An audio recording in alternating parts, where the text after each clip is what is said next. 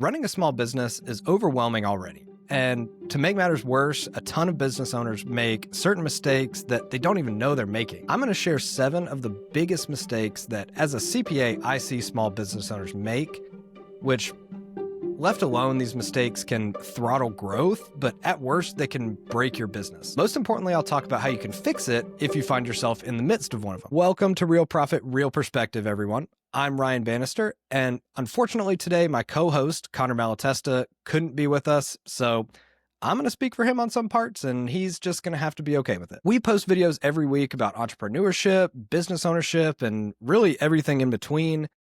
As the name says, we do our best to give our real and personal perspective, which saves you the jargon and the undefined frameworks you hear about all over the place. So I think this topic is particularly relevant as we approach the end of the year, because that's the time of year that I recommend clients start doing business planning, and I personally do it myself. I can tell you ahead of time that most of these mistakes can be avoided if you stay on top of things with your business.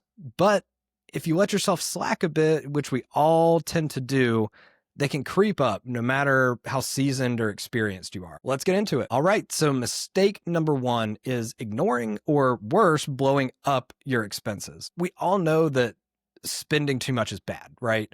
So as a business owner, you have to hold your own feet to the fire. If you don't manage your expenses, you're going to end up in a hole real quick. And as we've talked about on the podcast before, rule number 1 of business is you got to make money.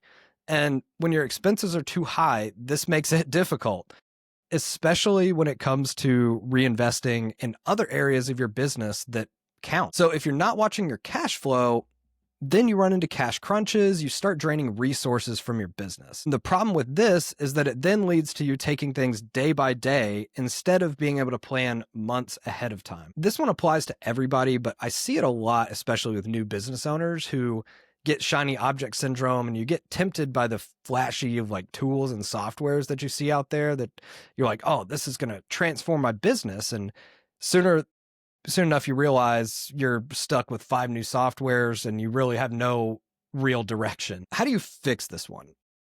In my mind, the number 1 answer is to just know your numbers. You've got to know your top line revenue, profit margin, net income, and not just for last year. You've got to know them for last month too. As an owner, you don't have the luxury of just ignoring your expenses and thinking everything's going to be okay. Like, even if you outsource bookkeeping to a CPA, you still need to understand what's going on and have them explain things to you in a way that makes sense, so you know the story of what's going on. The second part of that is you also need to systematize it. It doesn't have to be anything crazy, but just simply start by listing out your fixed expenses.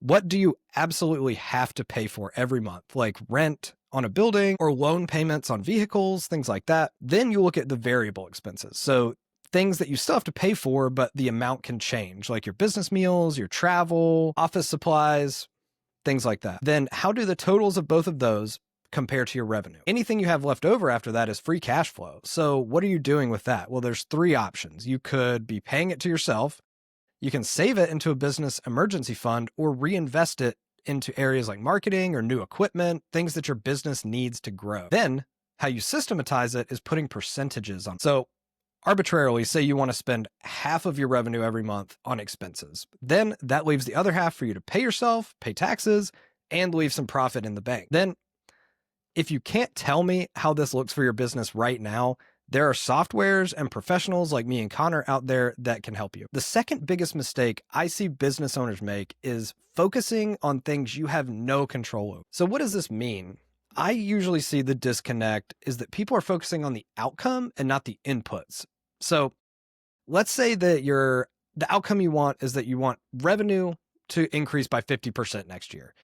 So that's a great outcome. You'd be super happy with that, but it's not very concrete. Like, there's no specific next steps. So you should be focusing on the inputs to that will deliver that outcome. So what are some things you could do to achieve that? Well, you could define how many sales calls you're going to make every day. You could say, I'm going to make this many pieces of content, or I'm going to go to this many networking events and I will meet this many people, which eventually will lead to this many meetings, new clients, and then X amount of new revenue. You can also look at this within the operations of your own business. So if you as the owner aren't working to get new clients, you're not working on your current clients or running your business, you're playing office. You're focusing on things that aren't important or that other people can do. There's also a ton of distractions in the news, like inflation or governmental policy change, that so many people like to blame for what's going on in their business. And that's true to an extent, but those are really outcome focused things. They're not inputs into your business that you can control to get the right outcome. I also recently heard about this concept called signal to noise. Signal being how much you are tuned in to the mission of your business, and the noise being everything else around you that blocks that out. So the context I heard about this in is that people like Elon Musk and Steve Jobs are essentially 100% signal and no noise.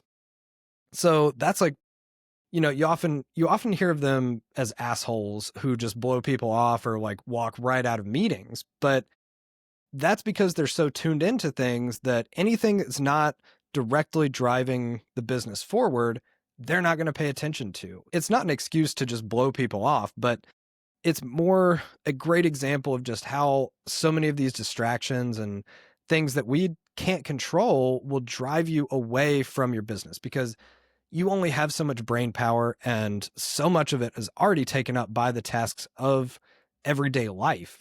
When you're trying to grow your business, you really have to be in tune to that and really drive yourself forward. This one's a lot more conceptual. So how do you fix it? Well, I would say first you can zoom out, like make a list of what you like doing and what you don't like doing. Are any of those things only you can do, or can you delegate them? And see which ones are mission critical to growing your business. This isn't one where I can just give you like, do this and you'll get X result. You sort of have to do a self-reflection and be honest about what you're actually doing. Mistake number 3 is that you stop learning and investing in yourself. Let me tell you a personal story for this one. So in my first couple of years of business as a financial advisor, my lead flow was really low, and I was struggling to close the few people that did come in the door. So after doing some self-reflection and asking around my network, I found this sales course that sounded like a really good option. But then it turns out that was fairly pricey. And, as a new business owner, you've got a cash flow dilemma at that point where you're trying to decide, like, do I divert money away from marketing or other areas that you're spending on to pay for this course? The pros of it being that, I improve my sales skills and then close at a higher rate, which in theory pays back the course itself. But the cons being that the course doesn't work and you spend the money on nothing. So in the end, I decided to trust in myself. And it turns out that, honestly, the course was easily the best thing I've spent money on in my business to date, still after 3+ years doing this.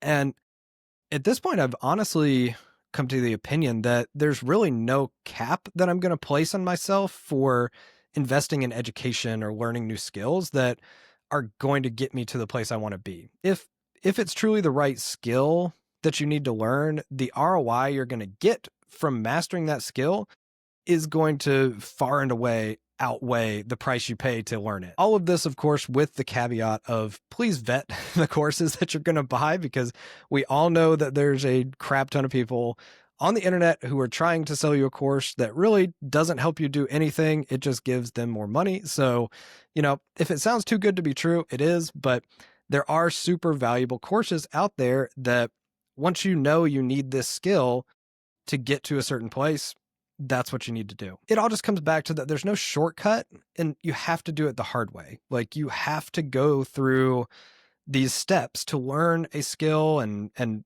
just keep growing and building your business, because you have to stay up to date with your industry. Like, all that type of learning is good. As a CPA, I have to do 40 hours of continuing education a year, and that's pretty grueling. But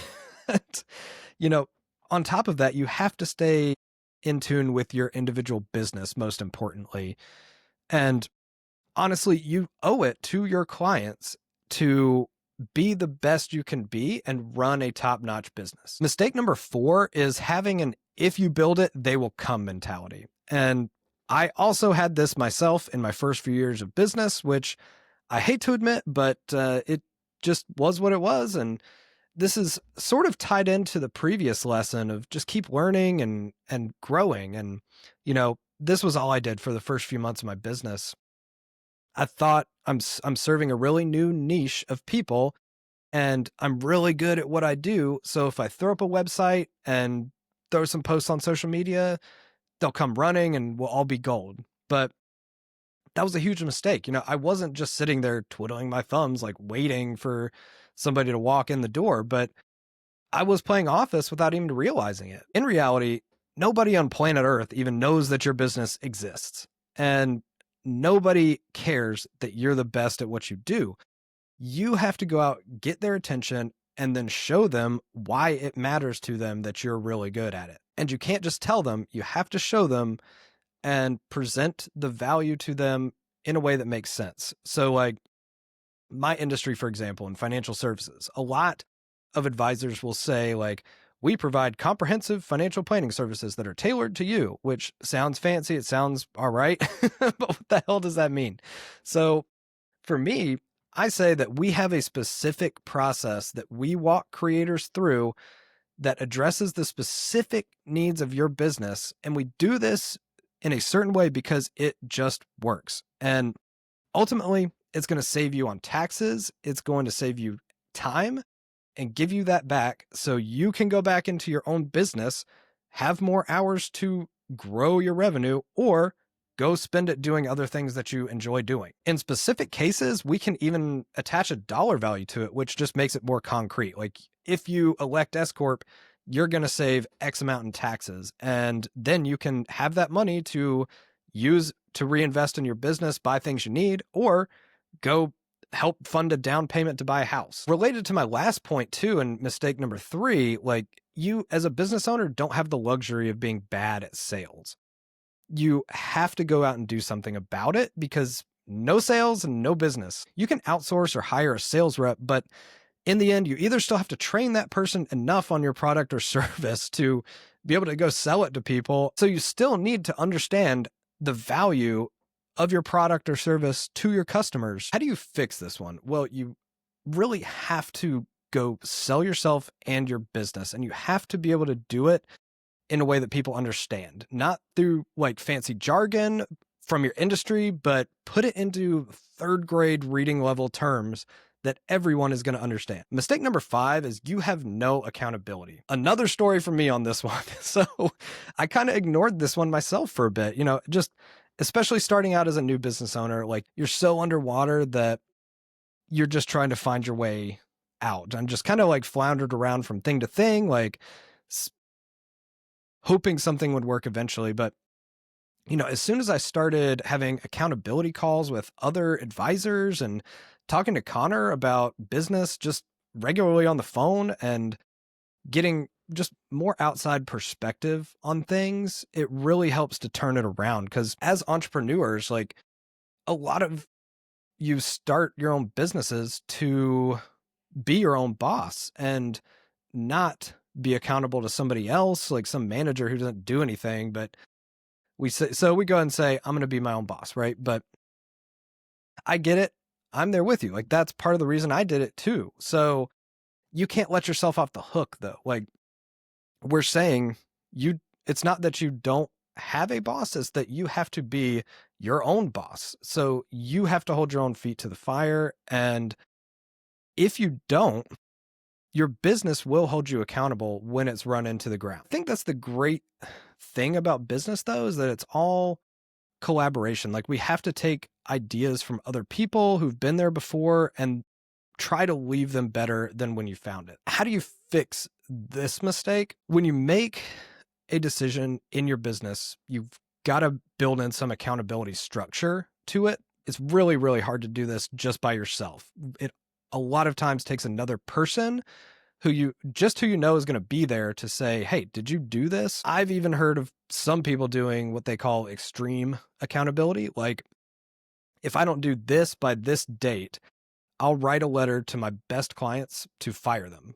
And you pre-write the letter, you give it to your accountability partner, and they mail it on the date if you haven't done that thing. But this is pretty hardcore, and I haven't done it myself, but it's just an example of how far some people are willing to go. All right, mistake number 6 is not making money and not doing anything about it.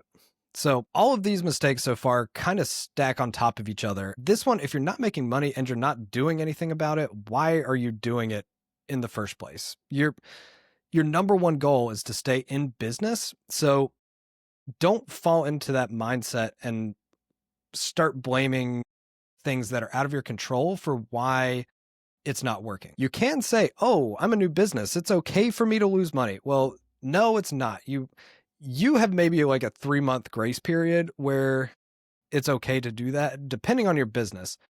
But if you are not making money after that, you need to change something with what you're doing. Sometimes being deep in the weeds of your own business, it's hard to step back and look at it from a high level. So this ties into the last mistake of accountability, because you need other people to point out your mistakes. So as an entrepreneur, you need to be brutally honest with yourself about what you suck at and what you don't enjoy doing. If something falls into both of those categories, you probably need to outsource it. If you suck at something but you like it, you can go take a course on it and learn it. Or if you don't enjoy something, you either suck it up or you outsource it if you can. And just like in our first mistake, if you don't know why you're not making money, you need to understand your numbers. If you can't understand what your financials are telling you, you can go ask someone who does to explain it to you. So how do you fix this mistake?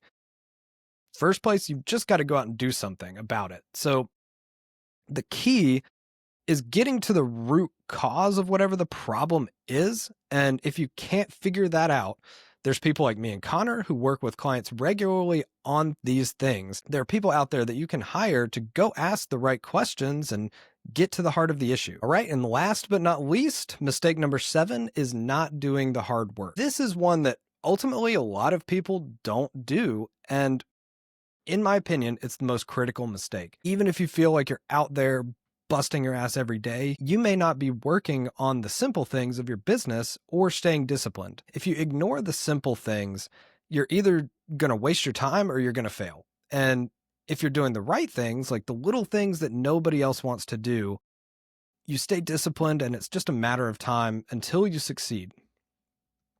And for me, one example of this is putting client meeting notes into my CRM. So it sounds like a small thing, but I'd finish a meeting and then just go straight to the next thing. Come the next time meeting with the client, you have to either go off the top of your head or like piece the puzzle back from the past meeting on your notepad. And, I didn't have an admin who could put it in for me. So I would just do it when I could, and some would get left out, some wouldn't. And, then a mentor in the industry laid this on me and said, if you want to build the best business you can, you have to focus on the little things because nobody wants to do them. So if you do, you're going to be that much better than the average advisor. I'm sure a thing or two popped in your head, like this example that you need to do, but it's just one of the little things that you let slide. So hopefully it's sooner than how long it took me to get to that point. But luckily for me, there's AI was starting to come around, and I got an AI note taker that now puts the meeting note summaries into my CRM directly. And I even have a nice little template for them now too. Starting a business is way harder than you ever expect and takes way longer to grow. But if you stay disciplined and learn lessons from these mistakes, you make changes where you need to, it gets much easier and you find success. I can definitely speak for both Connor and myself when I say that we've seen clients go both ways. Like, you don't learn from your mistakes, you keep making them, and it costs time and money, and you risk failure of the business. Or you take the licks where you get them and learn the lessons, keep at it, and ultimately you find success. So to recap, the 7 big mistakes that business owners make are: 1, ignoring or worse, blowing up your expenses. 2, focusing on the things that aren't in your control. 3, you stop learning and investing in yourself. 4, you have an if you build it, they will come mentality. 5, you have no accountability. 6, you're not making money and you're not doing anything about it. And 7, you're not doing the hard work and the little things. These are things that both of us have seen first and secondhand, and we identified some ways working through all of these that you can fix it if you find yourself in the midst of one. Honestly, though, I don't think the objective is to avoid them 100%. So it's a little unintuitive, and if you can avoid them, that's great. But also, you just have to learn some things the hard way. The key part of that is to not let yourself or your business stagnate. You always have to stay on top of it and make sure that you are doing the things you need to do to get to that ultimate goal of where you want to be. So I hope you enjoyed this episode. We'd love to hear your personal experiences and how it lines up or differs from what I laid out in this video. We've pretty much done videos on all of these mistakes. So if you want to dig into a specific one, just go back to our channel and subscribe so you don't miss anything in the future. Thanks for watching.